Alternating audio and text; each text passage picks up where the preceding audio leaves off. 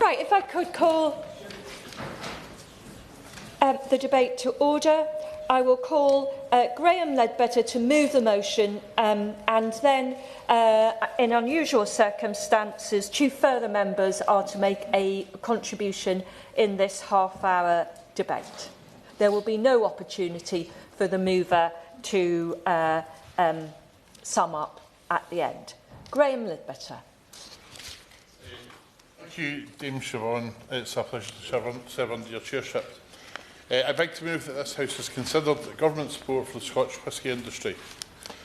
Chair, honourable members, I seek today to address the critical role of the Scotch whisky industry in the UK economy and to outline the essential support it requires from the UK government. Scotch whisky is more than just a drink. It's a cultural and an economic asset. It's enjoyed around the world, and we all share the desire to ensure it is enjoyed responsibly and sustainably for generations to come. Each bottle shipped from Scotland to every corner of the world leaves behind a measurable impact on our economy. The numbers speak for themselves. The industry provides £7.1 billion in GVA to the UK economy. It supports 41,000 jobs across Scotland and over 25,000 more jobs across the UK. Scotch whisky accounts for 74% of Scotch food and drink exports and 22% of UK food and drink exports. Yep. From Murray West, Nairn and Strathspey for bringing this forward, and he's right to highlight the importance of Scotch whisky in his constituency. And my constituency of Strangford, the Inch Distillery is one of the ones becoming globally recognised, award-winning whisky brand, and that these home distilleries provide for each and every person's constituency, including the honourable gentleman's and mine and others. They grow the local economy, and they should receive the support to further this success from government here at Westminster. I thank the honourable member for that intervention, and I do enjoy a dram of whisky now and again as well. Yeah, so on that point, yep. And I thank the member for bringing this, and I don't want this to get into a promotional of every drink across these islands.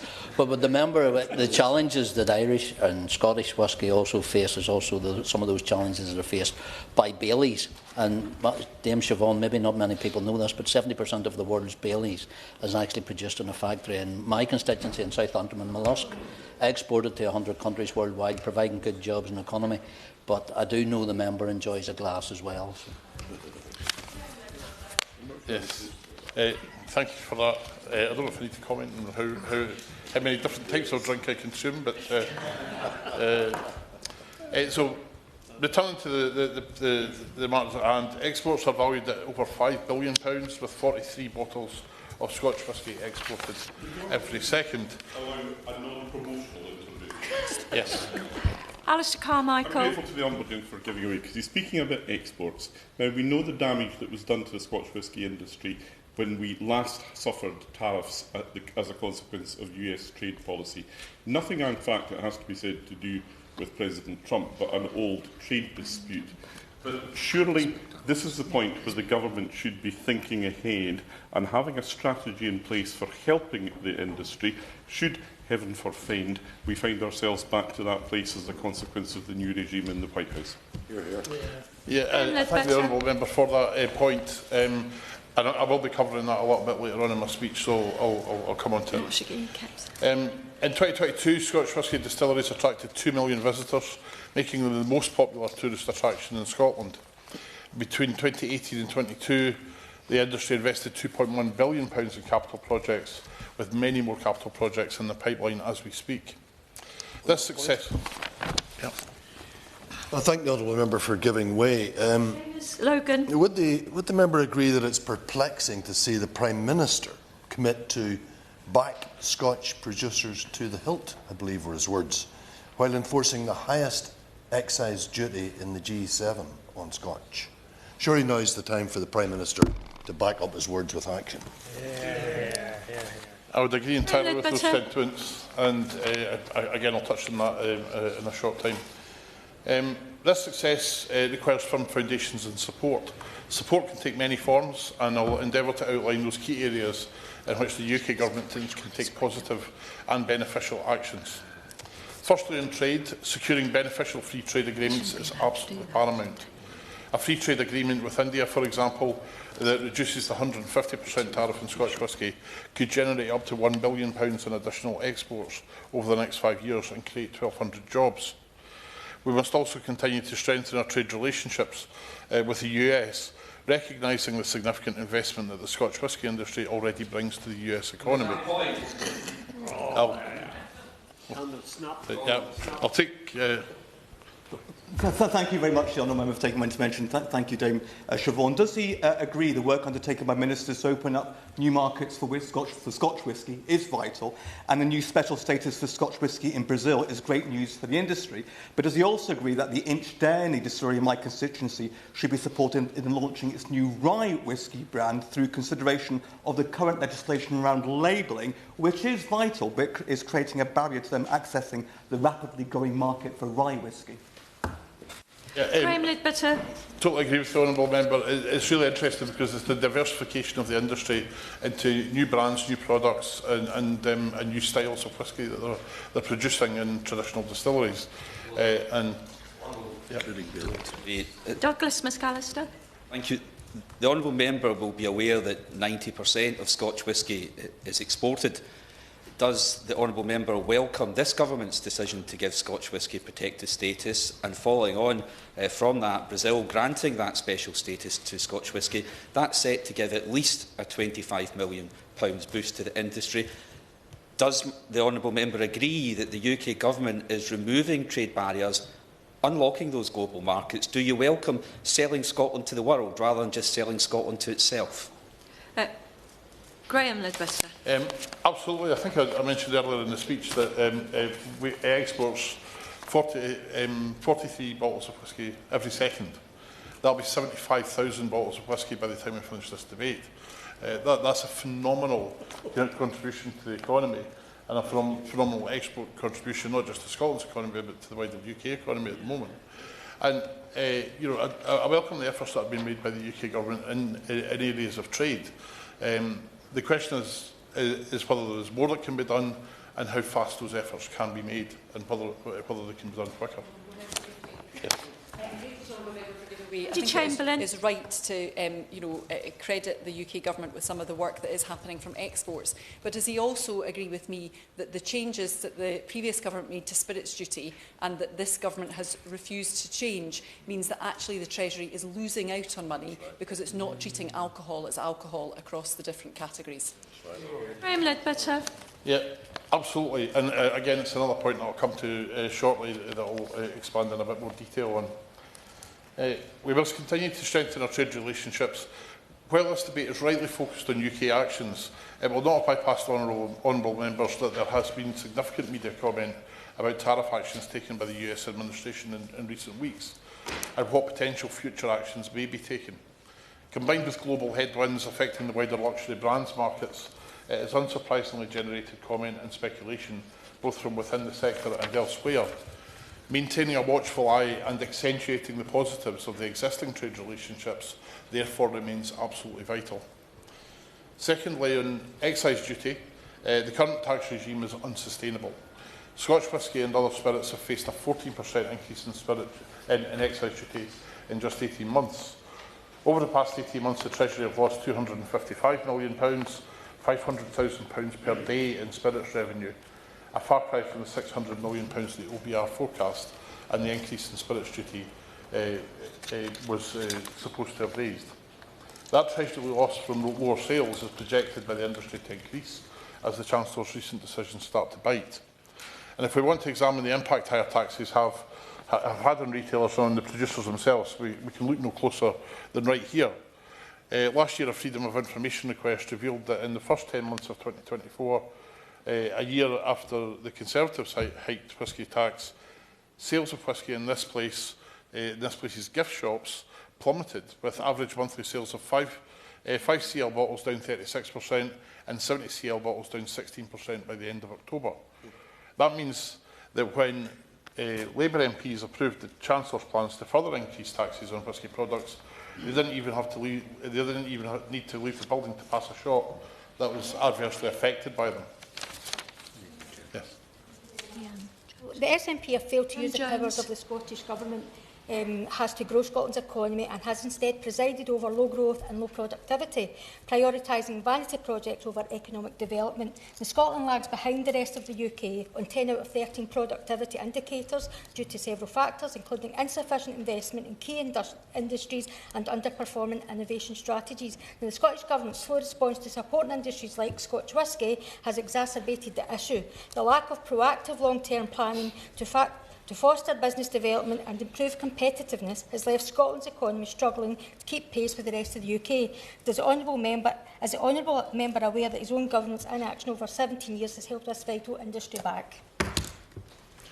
Yeah, a fairly lengthy intervention, but I think the point that I would make is that the key concerns of the Scotch whisky industry are about trade agreements and spirits taxation. These are the key concerns that are being raised by the industry.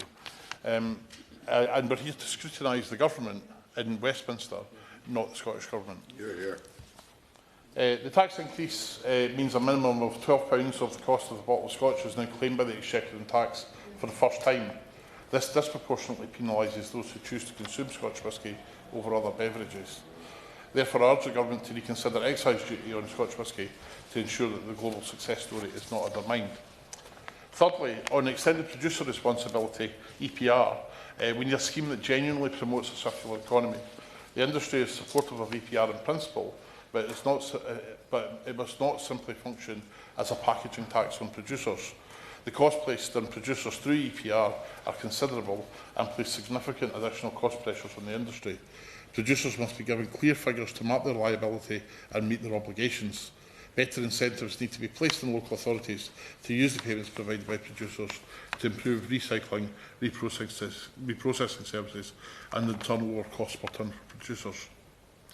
And fourthly, supporting the industry's sustainability goals is absolutely crucial, and by extension the wider net zero goals that I believe most of us want to see achieved. The Scotch whisky industry has long taken its responsibility to address its own impact on the environment and tackle our emissions seriously. The industry is committed to decarbonising its own operations by 2040 and be net zero by 2045. The Scottish Government's Scottish Industrial Energy Transformation Fund and the UK Government's Net Zero Innovation Portfolio are welcome and have been strategically important in de-risking new technology, supporting delivery and testing at scale.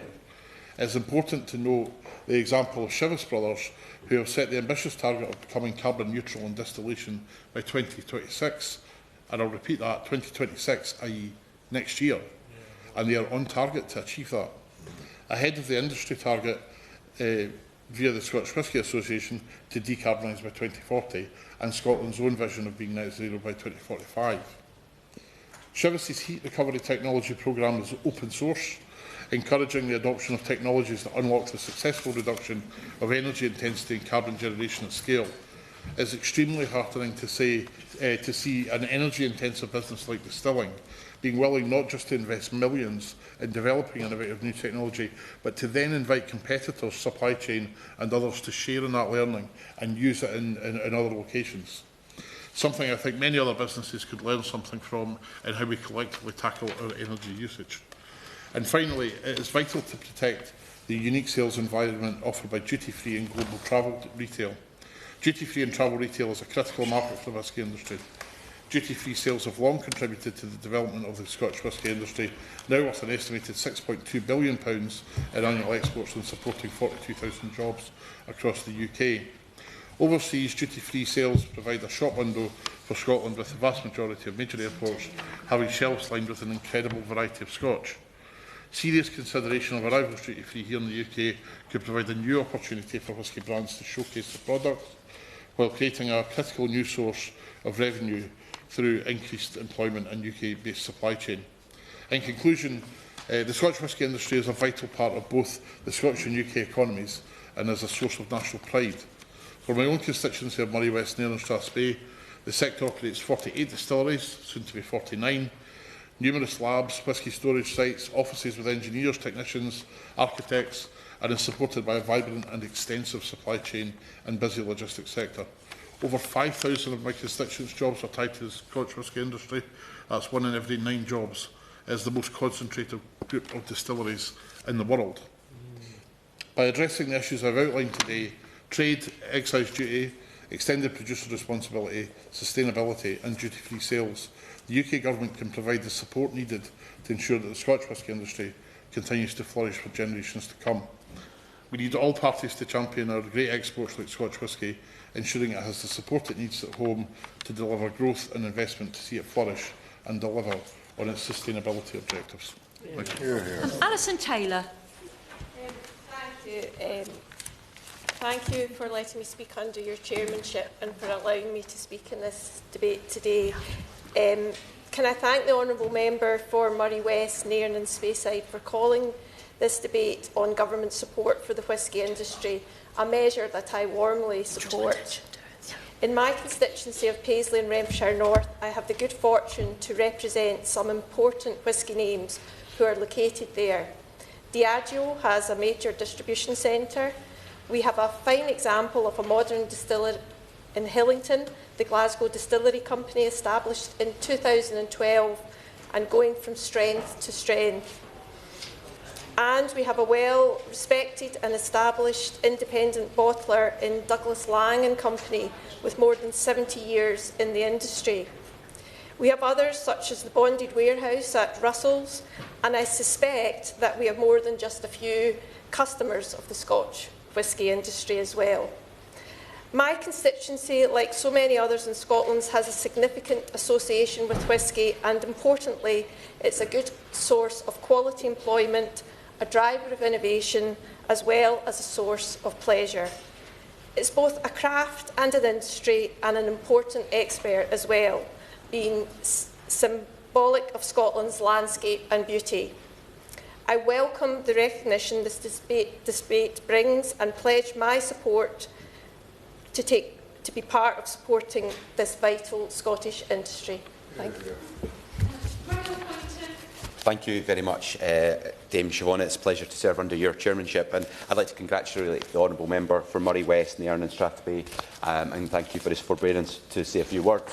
I suppose it's in the fact that he allowed me to speak today is partly because it is a kind of cross-party issue that and it's great to see Scottish Liberal Democrats, Scottish SNP MPs and Scottish Labour MPs speaking. A bit of a shame we missed out from the Scottish Conservatives, but that's nonetheless. Scotch whisky is more than a drink. It is one of Scotland's finest products, a symbol of our heritage and a driving force in our economy. In the Livingston constituency, we're proud to have world-class whisky producers such as the Glenmoran J&R Big bottling plant and the North British distillers. These are all creating good jobs, investment and prosperity in our communities, and that's why it's so important the Government has taken decisive action to support the industry. We've worked tirelessly to remove trade barriers, ensuring Scotch whisky receives the international recognition it deserves. And as other honourable friends have said, the decision by Brazil to grant Scotch whisky special status will provide a £25 billion boost to the industry, opening up one of the world's fastest growing markets. And with Brazil ranking among the top 5 global growth markets for alcohol over the next 5 years, and exports to the country already topping £90 million in 2023, there is a huge opportunity there for Scotch producers. What's more, this Government's decision to give Scotch whisky protected status, again as honourable friends have said, that will ensure that our product remains authentic and competitive, free from imitation products that could undermine its quality and its reputation. This truly is Brand Scotland in action, expanding our global reach, strengthening our economy and boosting jobs and investment in Scotland. But the support doesn't stop there, Dame Siobhan. The UK Government's decision to invest up to £5 million to cut the costs for distillers in the Spirits Drinks Verification Scheme and removing the mandatory duty stamps for spirits from May 2025 will both be an important boost to the industry. These steps will make it easier and cheaper to do business, ensuring the continued success of our whisky industry. Scottish whisky is, of course, a global success story, but with this government support and with the Scotland Office relentlessly promoting Scotland and Scottish products, we'll make sure that it remains at the heart of Scotland in the future too. I call the Minister. Thank you. It's a pleasure to serve with you in the Chair. And can I thank the Honourable Member for Moray West, Nen, Strathspey, not only for securing the debate, but for producing such an excellent and thorough introduction. And I also commend my honourable colleagues from Livingston and Paisley and Renfrewshire for their contributions. I'm sure they'll all be delighted to hear how much I enjoyed my visit to the Glendronach distillery in Aberdeenshire over the summer, because this government recognises and celebrates the global success of the industry, an industry with history and cultural significance, as well as playing a huge role in the UK's economy and balance of trade. In 2023, exports of Scotch reached almost £6 billion, and we know that that success comes from its well-earned reputation for quality and high standards, and we're committed to working with the industry to champion and protect that reputation. Now, I will. Much. Douglas McAllister. Thank you, Chair. The Scotch whisky industry supports 41,000 jobs across Scotland. Many thousands of those jobs are within my West Dunbartonshire constituency, including Chivis in Dumbarton and Auchentoshan and Clydebank. The October budget backed Scottish whisky with measures called for by the industry, and I welcome this government's move to address long-running discrepancies in the treatment of the Scotch whisky industry with the ending of duty stamps and a move to reduce and deliver parity in the fees for the Spirits Drinks Verification Scheme. Will the Minister be able to share when details of this very positive announcement on reduced fees will be confirmed? The Minister. I'm grateful to his intervention. I'll come to the budgetary measures in a moment, but I absolutely endorse his point about the number of jobs, 41,000 within Scotland and a further 25,000 across the rest of the UK, many, of course, in rural areas. Whisky distilleries are, of course, collectively now Scotland's most visited tourist attraction, bringing in thousands of domestic and international tourists every year, again largely to rural areas. This tourism also creates many opportunities for employment. Also a hugely important trade good. In 2023, the equivalent of 53 bottles of Scotch were sold overseas every second, and that's important to delivering growth at home as well, which is why we're committed to supporting the Scotch whisky industry to export its fine products to overseas markets. And we do that by leveraging free trade agreements, removing market access barriers across the world. We're currently working on in no less than 29 markets. I will give way.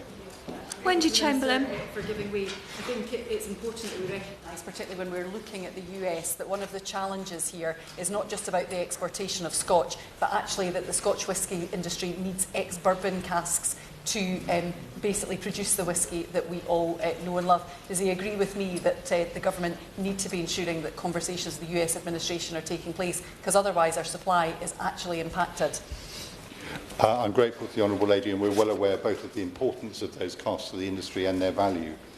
Now, as well as working with governments overseas to provide greater market access, we also work closely with the industry at home to catalyse the ability to reach export potential. We offer a wide range of support for businesses who want to start exporting or expand into new markets, and a compelling programme of trade shows and events to support Scotch whisky exporters access new markets, build buyer connections and increase marketing in target countries. And we also have a network of international trade advisors offering one-to-one support across England and teams with embedded sector expertise in Scotland, Wales and Northern Ireland. Overseas, we have a network of trade advisors and international market teams supporting agriculture, food and drink businesses in more than 100 markets, supplemented by a network of 15 highly skilled agricultural attachés focusing on removing trade barriers in key markets. Now, we're well aware of the challenges presently faced by Scotch whisky in international markets. We work closely alongside their representatives. Officials across government are working on trade deals and breaking down barriers to exports to ensure Scotch whisky is traded on a fair playing field and has opportunities to grow in new and expanding markets. An important part of this work is securing geographical indication status in major export markets to add to its domestic protection. This status is a special form of protection that defends the iconic product from imitation and counterfeiting. Last August, the Government was pleased to announce our role in securing this form of protection in Brazil, a country in the top 5 global growth markets for alcohol and worth almost £900 million in Scotch exports. Let me turn very briefly to the budget. A firm commitment to supporting spirits producers by, amongst other measures, making an investment of up to £5 million into the Spirit Drinks Verification Scheme, which will reduce the fees paid by businesses for verifying their use of the Scotch whisky geographical indication, and also go towards upgrading the overall SDVS service the Government provides. And the specifics on how the funding will be used to improve the service will soon be announced by HMRC. Alongside this investment... Yep. Thank you for allowing me to intervene. Alistair. The share price of Diageo is down Angus by... MacDonald, Thank sorry. you. The share price of Diageo is down by 2/3. Puerto Rico has halved. The whisky industry is really in a very difficult place at the moment. The duty put on in the last budget was 32p for a normal bottle, taking the duty up to £9.18 a total duty on a bottle of spirits. Does the Minister not think that we are plucking the golden goose just once too often? Minister. I hear the concerns. We are addressing a whole range of financial issues across the economy, and we think this is a fair and balanced approach, and I'm outlining some of the measures that we've taken to support the industry, because we've also announced measures to help reduce business costs, encourage growth, and we will be doing away with the alcohol duty stamp scheme from the 1st of May. Around 3,500 spirit producers, bottlers and labellers will no longer need to comply with the duty stamp requirements, saving an estimated £6.5 million annually. We'll be simplifying the administration of alcohol duty, reducing burdens and supporting growth. And from March 2025, HMRC's arrangements for duty returns and payments will be reformed, supported by a new online service. Additionally, reform of the production approvals required by spirit producers means that many will no longer be required to operate separate excise warehousing facilities for the storage, bottling and labelling of their own products. Now, we know the industry has always been innovative in sustainability practices. That's reflected by the strategy developed by the Scottish Whisky Association, supported by the UK Government as we strive to develop a more circular economy through a number of packaging reforms, such as the deposit return scheme and extended producer responsibility. And we genuinely believe this partnership will working towards the same outcome will help us all achieve wider sustainability goals. Very briefly, let me turn to network connectivity, because we're aware that some distilleries in Scotland have struggled in recent years with delays and limitations to connection with national grid, creating a barrier to growing their businesses. Reducing electricity network connection timescales and expanding network capacity to connect and power businesses are both top priorities for the Government. So we're working closely with Ofgem and the National Energy System Operator to accelerate network connections. And the newly announced mission control for clean power by 2030, alongside planning reforms to speed up infrastructure development, will play a vital role in unlocking issues on grid connection delays for Scotch whisky distilleries, especially those in rural areas. So in conclusion, I would like to once again thank the Honourable Member for securing this debate. In the contributions we've seen today, the level of passion for a vital and important industry for Scotland and the wider United Kingdom. And we've also demonstrated the strong level of support provided to the Scotch whisky industry by the UK Government through both listening to and acting upon the concerns of the industry and working collaboratively towards common goals. Order, order. The question is that the House has considered government support for the Scottish whisky industry. As many are of that opinion, say aye. Aye. To the contrary, no. I think the ayes have it. The ayes have it.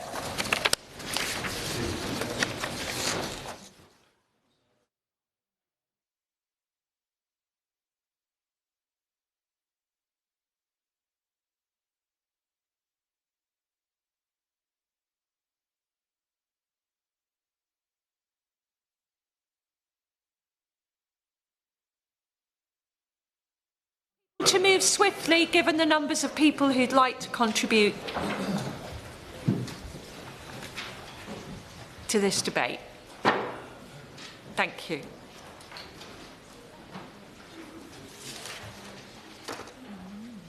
I don't have this. Oh, here. I've got some more to add. Thank you.